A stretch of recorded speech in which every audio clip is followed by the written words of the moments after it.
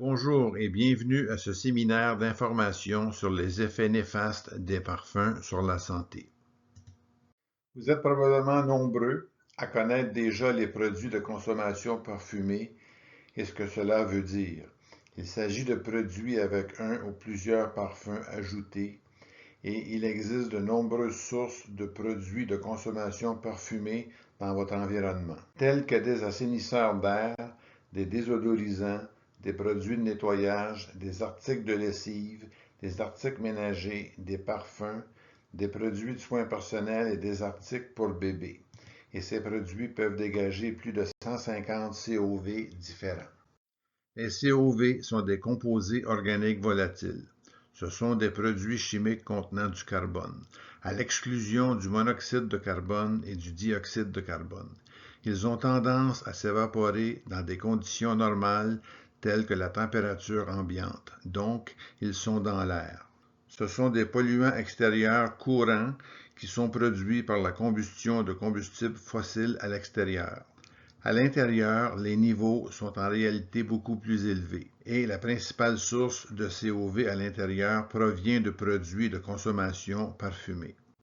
Cet article a aussi démontré que 64% des asthmatiques rapportent des effets néfastes sur la santé par des produits parfumés et aussi d'autres effets sur la santé, comme des problèmes respiratoires, 43%, des symptômes non liés à l'asthme, des migraines, 28% des asthmatiques ont également des migraines, et 28% des asthmatiques ont déclaré avoir eu des crises d'asthme avec une exposition à des produits parfumés. Les asthmatiques risquent davantage d'avoir des effets néfastes sur la santé du simple fait d'être près d'un patient portant un produit parfumé, ou être dans une chambre nettoyée avec des produits parfumés, ou des assainisseurs d'air ou des désodorisants, ou aller dehors pour une promenade et sentir les produits de lessive parfumés provenant d'une sortie de sécheuse. 99% des asthmatiques sont exposés à des produits parfumés au moins une fois par semaine et 63% des réactions sont considérées comme invalidantes. Plus du tiers des asthmatiques ont perdu des journées de travail ou un emploi au cours de la dernière année en raison de l'exposition aux produits parfumés sur leur lieu de travail. Et plus d'un tiers ne peuvent pas utiliser des toilettes publiques si elles sont des assainisseurs d'air ou des désodorisants. 40% des asthmatiques entrent dans une entreprise puis la quittent le plus rapidement possible à cause des désodorisants ou de certains produits parfumés. Qu'en est-il des personnes qui signalent une hypersensibilité aux produits chimiques? La prévalence, c'est-à-dire le nombre de personnes dans la population générale qui déclarent être hypersensibles aux produits chimiques ou qui ont été diagnostiqués par un médecin augmente. Les études les plus récentes aux États-Unis montrent que 25,9% de la population avait une hypersensibilité chimique autodéclarée et près de 13% ont été diagnostiqués par un médecin. En ce qui concerne l'hypersensibilité aux parfums, 92% des personnes ayant reçu un diagnostic médical de MCS sont hypersensibles aux parfums. Et parmi celles signalant une hypersensibilité chimique mais n'ayant pas été diagnostiquées par un médecin, plus de 80% se plaignent d'une hypersensibilité aux parfums. Les produits parfumés portés par d'autres personnes peuvent être irritants pour près du tiers de la population. Il est plus élevé chez les asthmatiques et les 2 tiers des personnes hypersensibles aux produits chimiques trouvent ces produits simplement irritants. Les problèmes posés par les assainisseurs d'air et les désodorisants sont également importants. Un tiers des asthmatiques, près de 2 tiers des personnes hypersensibles aux produits chimiques vont réagir. On les trouve dans les toilettes publiques, accrochés dans les rétroviseurs de taxi, etc. Lorsque vous prenez une marche dans votre quartier, quand les gens ventilent leurs produits de lessive parfumés à l'extérieur, les asthmatiques et les personnes hypersensibles aux produits chimiques en particulier sont assez dérangés par ces expositions. L'année dernière, un article a été publié sur les produits parfumés pour bébés. Ils ont mesuré les COV émis par 42 polluants communs et ont trouvé 228 COV différents. 43 de ces COV ont été classés comme potentiellement dangereux, mais seuls 5% de tous les COV ou 12% des COV potentiellement dangereux figuraient sur l'étiquette de produit ou sur la fiche signalétique ou le site web du producteur. Voici ce qui est vraiment important à retenir. Les émissions de produits pour bébés parfumés avec l'appellation écologique, vert, biologique ou naturel n'étaient pas très différentes des produits réguliers. Donc, prenez sans parfum. Nous savons également que les femmes enceintes et le fœtus en développement sont sensibles à la pollution. Pourquoi vous dire ça?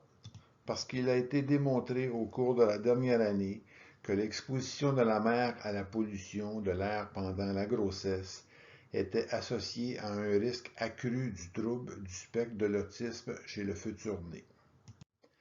Les mères atteintes de MCS sont génétiquement plus susceptibles d'être de mauvaises détoxifiantes. Elles sont 3 fois plus susceptibles d'avoir un enfant autiste. Et elles sont 2,3 fois plus susceptibles d'avoir un enfant présentant un trouble d'hyperactivité avec déficit de l'attention.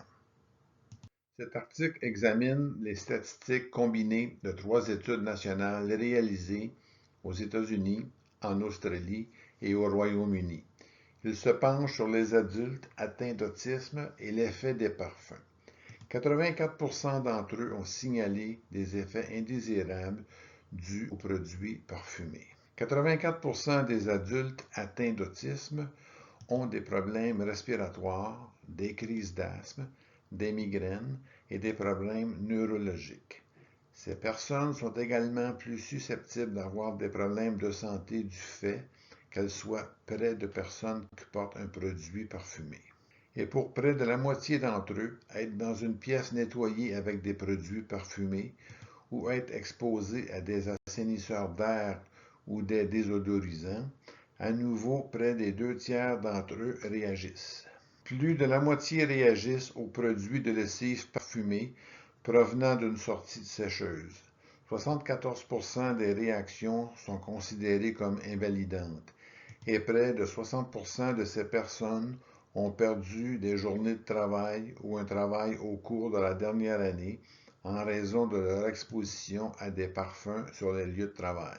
Ce qui est étonnant, c'est que les adultes autistes sont plus susceptibles que les asthmatiques d'éprouver des réactions aux produits chimiques. Regardez ces statistiques. 84% des autistes comparés à 64% des asthmatiques ont des effets indésirables dus au parfum. Ils ont plus de crise d'asthme. Ils sont plus susceptibles de ressentir les effets d'une personne portant un produit parfumé ou des assainisseurs d'air ou des désodorisants dans une pièce ou des produits de lessive parfumés provenant d'une sortie de sécheuse que les asthmatiques. Et ils sont plus susceptibles de trouver ces réactions invalidantes. Ils ont perdu plus de journées de travail ou d'emploi au cours de la dernière année en raison de l'exposition aux parfums que les asthmatiques.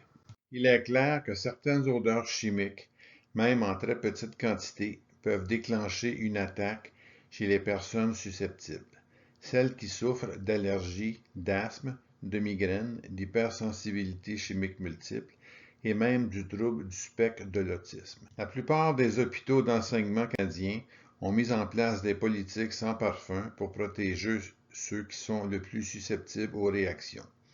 Cette politique est approuvée par l'Association pulmonaire et par le Centre américain de contrôle et de prévention des maladies. Si vous souhaitez mettre en place une politique sans parfum dans votre lieu de travail, vous pouvez obtenir l'aide du Centre canadien de santé et de sécurité au travail ou du Comité canadien sur la qualité de l'air intérieur dans les bâtiments. Dans un éditorial publié dans le Journal de l'Association médicale canadienne, publié en 2015, il a été recommandé que les parfums artificiels n'aient aucune place dans les hôpitaux.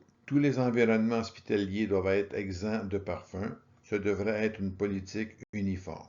Les programmes d'éducation et de promotion au sein de l'hôpital ont un effet positif et ils devraient faire partie des normes d'accréditation des hôpitaux. Ces politiques favorisent la sécurité des patients, du personnel de l'hôpital et des visiteurs. Éviter l'inhalation constante de parfums artificiels est simplement préférable pour tout le monde. Aucun parfum n'a de sens.